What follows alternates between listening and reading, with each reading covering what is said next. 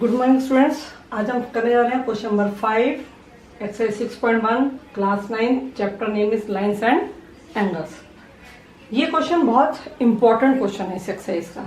कुछ क्वेश्चन होते हैं जो इतने इंपॉर्टेंट होते हैं कि उसके 90% चांसेस होते हैं। 90% क्या, मैं 99% भी बोलूँ तो भी ठीक रहेगा कि 99% चांसेस होते हैं पेपर में या ड्यूटी आपका होता है तो आने के। ये इंपॉर्टेंट क्वेश्चन है इसमें, ठीक है। तो जो इंपॉर्टेंट क्वेश्चन उसमें थोड़ा सा ट्विस्ट जरूर होता है, ट्रिकी होते हैं थोड़े से, तो वो उसको समझना बहुत जरूरी होता है। क्या है इस क्वेश्चन में? दूसरी बात, जब भी आप कोई ज्योमेट्री का क्वेश्चन करते हैं तो उसकी हर एक लाइन को बड़े ध्यान से पढ़ेंगे, क्योंकि उस लाइन में से आपको मीनिंगफुल वैल्यूज अपने लिए फाइंड आउट करनी होती है जो कि आपको क्वेश्चन सॉल्व करने के लिए हेल्पफुल होती हैं। जैसे कि अब ये इसको पढ़ते हैं, क्वेश्चन में देखते हैं इसमें हमारे लिए मीनिंगफुल क्या चीज है। सबसे पहले लिखा हुआ है POQ इज ए लाइन, यानी लाइन मतलब स्ट्रेट लाइन। यानी पहली चीज तो लिखी POQ is a straight line. ये लिखी POQ is a straight line. Straight line मतलब यहाँ पर मैं लीनियर पेज यूज कर सकती हूँ, यानी 180 का एंगल बनेगा और लीनियर पेज यूज होगा। पहली चीज मुझे ये पता चल गई। सेकंड चीज, रे OR इज परपेंडिकुलर। OR जो है परपेंडिकुलर है किस पर? PQ पे। तो OR जो है परपेंडिकुलर है। ये देखिए एंगल का साइन बना हुआ है, इस एंगल साइन में indication is 90 degree. It means ROQ जो है मेरे पास 90 डिग्री का दिया हुआ। तो दो लाइन से मुझे दो चीजें पता चल गई। First one POQ is a straight line and second one is ROQ equal to 90 degree. Next, OS is another line between OP and OR। वो कह रहे OS एक और लाइन है जो OP और OR के बीच में आ रही है। इन बिटवीन का मतलब ये नहीं कि वो हाफ हाफ उसको डिवाइड कर रही है, ऐसा नहीं होता, जरूरी नहीं है। बीच में आ रही है मतलब वो हाफ हाफ भी हो सकती है, हो सकता है इधर इस साइड ज्यादा है, इस साइड कम हो, या इस साइड ज्यादा और इस साइड कुछ भी हो सकता है। जब तक हमें क्लियर ना बताया जाए कि वो बाइसेक्ट कर रही है, ठीक है, तब तक हम ये नहीं मान सकते कि वो बिटवीन का मतलब बाइसेक्शन है। Now we have to prove that this equal ROS equal to ROS। इसका मीनिंग गया ROS की वैल्यू जो है equal to half of difference of QOS and POS। QOS and POS।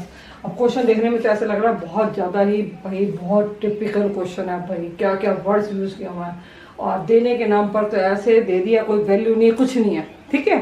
तो थोड़ा सा डिफिकल्ट तो है ही है।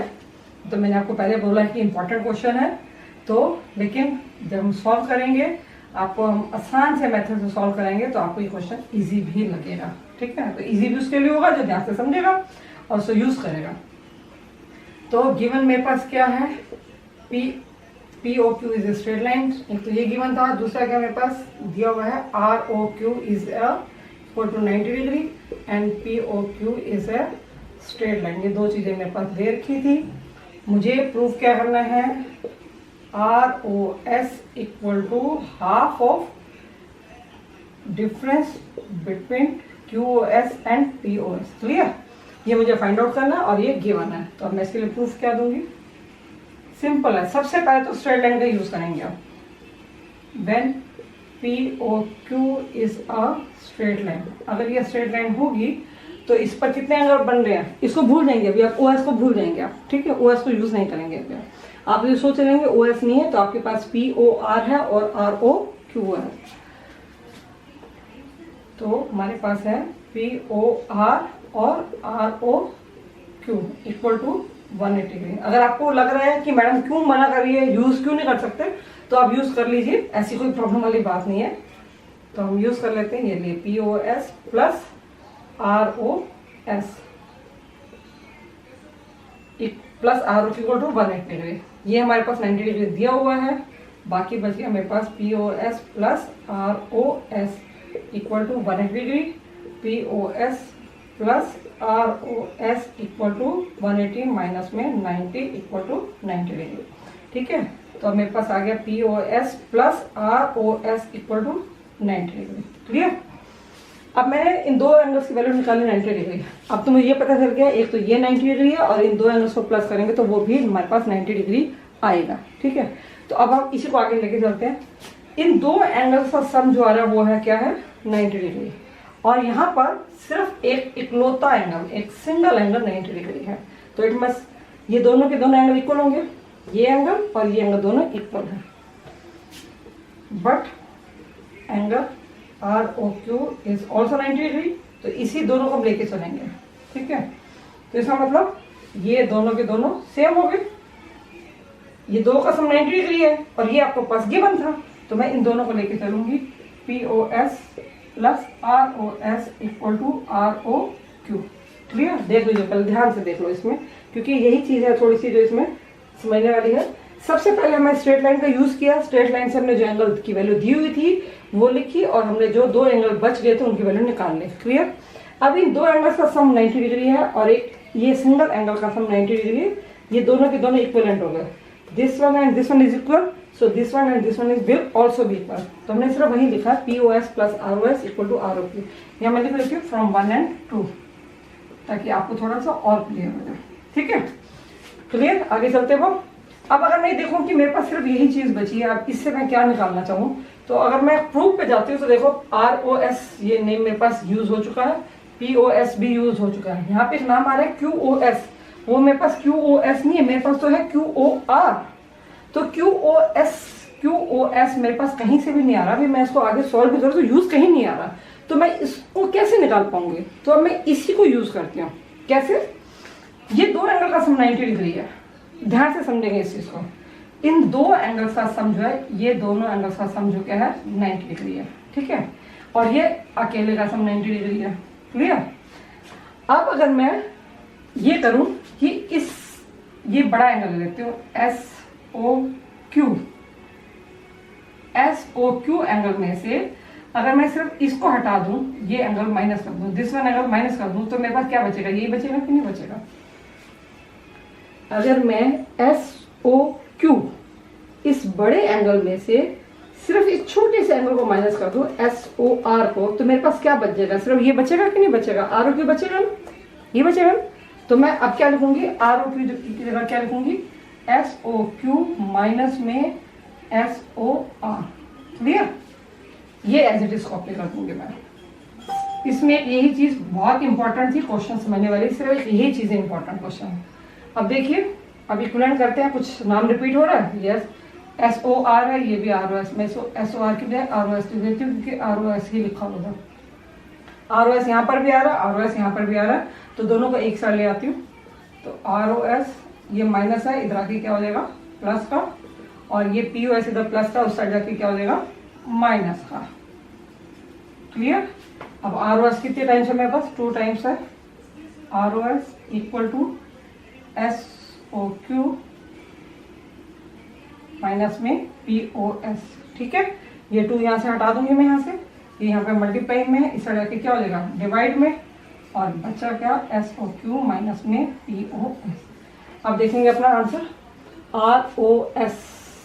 ROS हाफ QOS ये SOQ सेम चीज है, माइनस POS। क्लियर? तो हेंस प्रूव्ड। थोड़ा सा टेढ़ा क्वेश्चन था ना, तो वो टेढ़ापन जो था इसमें, जो टिपिकल चीज थी, मैं दोबारा से रिपीट कर देती हूँ क्योंकि वही मेन चीज है समझने वाले। जब दोनों को हमने 90 डिग्री प्रूफ कर दिया और हमने दोनों को इक्विवेलेंट कर दिया, तो उसके बाद क्या था कि POS और RS, क्योंकि दो एंगल का सम था, इसको एज इट इज रहने दिए, इसको नहीं छेड़ना, आपको सिर्फ छोड़ना है, इसको छेड़ना है। ROQ की वैल्यू निकालने के लिए मुझे क्या करना पड़ा? बड़े एंगल में से छोटा एंगल माइनस करना पड़ा, तो मेरे पास ROQ बच जाएगा। तो बड़ा एंगल क्या था? SOQ, क्योंकि ये नेम मुझे चाहिए था, क्योंकि ये नेम क्वेश्चन में था, और जब तक इस नेम का यूज नहीं करूंगी, यानी इस एंगल का यूज नहीं करूंगी, तो प्रूव दैट वाली चीज मैं नहीं निकाल पाऊंगी। तो मैंने SOQ एंगल का यूज किया। SOQ एंगल में से मैंने ये ROS एंगल माइनस कर दिया, सो आई विल गेट ROQ। तो माइनस किया, ROQ आ गया मेरे पास।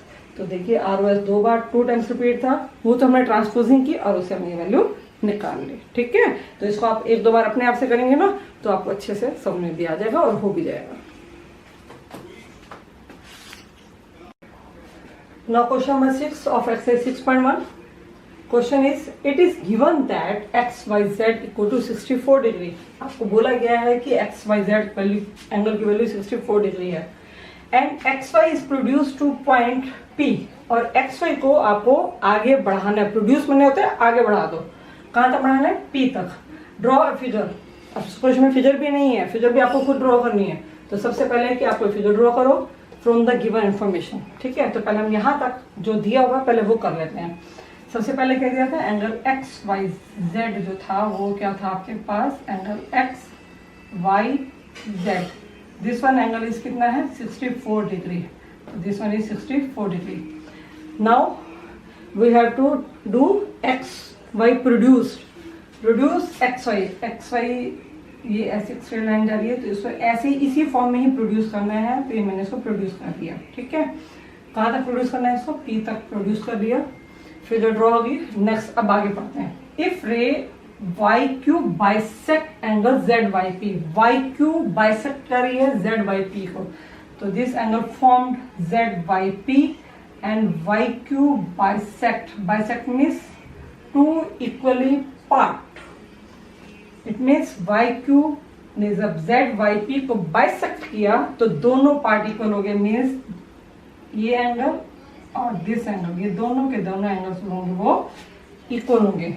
यानी देखो मैंने इंडिकेशन लगा दिया, 2 लाइंस मार्क कर दी. इट मीन्स दोनों एंगल्स इक्वल हैं. ठीक है, now move find angle X Y Q. आपको एक्स वाई क्यू की वैल्यू निकालनी है और reflex angle Q Y P की वैल्यू भी निकालनी है. तो सबसे पहले तो मैं सबके नंबर डाल देती हूँ. मैं डाल देती हूँ 1 और this one is angle 2. Clear. अब जब मैंने इसको प्रोड्यूस किया तो देखो मेरे पास एक स्ट्रेट लाइन बन गई कि नहीं बन गई. क्या है ये, एक्स वाई पी. और जब स्ट्रेट लाइन बन जाएगी तो मैं लीनियर पेयर का यूज कर सकती हूँ ना, तो हम उसको लीनियर पेयर का यूज करेंगे. अब तक इतने 5 क्वेश्चन किए आपने, तो अब तक तो आपको अच्छी तरह से पता चल गया कि कहाँ पे क्या यूज करना है. क्लियर. आपके पास सबसे पहले गिवन क्या था, X Y Z equal to 64 degree and दूसरा एंगल क्या, ये दोनों एंगल्स क्या होंगे, इक्वल होंगे. मैंने अभी आपको बोला एंगल 1 इक्वल टू एंगल 2. क्यों दोनों इक्वल होंगे, because Y Q is bisector. ये मुझे लिखना पड़ेगा क्योंकि बताना पड़ेगा ये दोनों एंगल इक्वल क्यों है. ये क्वेश्चन में दिया था कि वाई क्यू बाइसेक्ट कर रहा है जेड वाई पी को, तो वाई क्यू क्या हो गया, बाइसेक्टर हुआ. बाइसेक्टर मीन्स बाय माने 2, सेक्ट मतलब होता है सेक्शन, सेक्टर माने पार्ट्स, यानी 2 इक्वली पार्ट्स. प्रूव दैट क्या करना है, मुझे ये निकालना है. एक तो एक्स वाई क्यू की वैल्यू निकालनी है. सेकेंडली मुझे निकालना है रिफ्लेक्स एंगल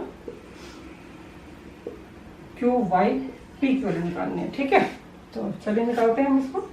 इजी सा क्वेश्चन है. मैंने बोला था आप लीनियर पेयर का यूज करेंगे. When X Y P is a straight line, when X Y P is a straight line, तो 3 एंगल बन रहे हैं आपके पास. तो 3 एंगल का सम क्या होगा 180 डिग्री. मैंने सबके नंबर डाल रखे हैं, तो आप चाहो तो नंबर से यूज करो. P Y Q plus Q Y Z plus X Y Z equal to 180 degree. देखिए 3 के 3 एंगल से नाम लिखा मैंने, पी वाई क्यू ये वाला एंगल हो गया. Q Y Z second angle, X Y Z third angle. इस एंगल की वैल्यू मैंने क्या ली है 1, एंगल 1. दिस क्या है एंगल 2 और दिस वन इज 64 डिग्री. तो यहाँ से मैं, अब देखो मैंने बोला था एंगल 1 और 2 दोनों सेम है. क्लियर बोला था, तो एंगल 1 की जगह मैं एंगल 2 डाल देती हूँ. तो angle 2 plus angle 2 equal to 64 को मूव किया side, 180 minus 64 I will get 116 minus करने के पास. तो यहाँ पर ट्वाइस ऑफ एंगल 2 आ गया 160. सो एंगल 2 इक्वल टू 116 को 2 से डिवाइड किया, ये आ गया 58 डिग्री. सो एंगल 2 मेरे पास क्या आ गया 58 degree. Angle 2 equal to 58 degree है, तो इसका मतलब एंगल 1 भी कितना होगा 58 डिग्री होगा, क्योंकि दोनों एंगल सिमिलर थे. एंगल 1 और 2 तो दोनों के दोनों सिमिलर थे, तो दोनों की वैल्यू क्या होगी सेम होगी. ठीक है, अब हमारे पास क्वेश्चन में जाते हैं. हमें प्रूफ क्या करना था, निकालना क्या था एक्स वाई क्यू. देखते हैं कहाँ मेरे पास एक्स वाई क्यू, ये एक्स वाई क्यू. इसमें कौन कौन से एंगल आ रहे हैं, ये 2 एंगल आ रहे हैं. ठीक है, तो angle X Y Q equal to क्या एंगल है X Y Z plus Z Y Q. X Y Z है 64 डिग्री और ये था एंगल 2 की वैल्यू है 58 डिग्री. ये हो गया 122 डिग्री. ठीक है, नाउ सेकंड क्या निकालना है आपको, reflex angle Q Y P. सबसे पहले तो मैं क्यू वाई पी निकालूंगी. क्यू वाई पी क्या है देखते हैं मेरे पास. क्यू वाई पी क्या हो, क्यू वाई पी तो एंगल 1 है और मैं निकाल चुकी हूँ. ठीक है, अब तो मैं सीधा डायरेक्ट रिफ्लेक्स एंगल निकालूंगी.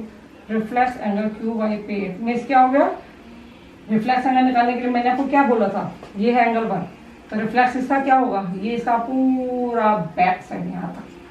तो बैक साइड मतलब 360 में से इसको माइनस करेंगे, तो 360 में से एंगल 1 माइनस करेंगे, तो 360 में से एंगल 1 की वैल्यू 58 डिग्री थी।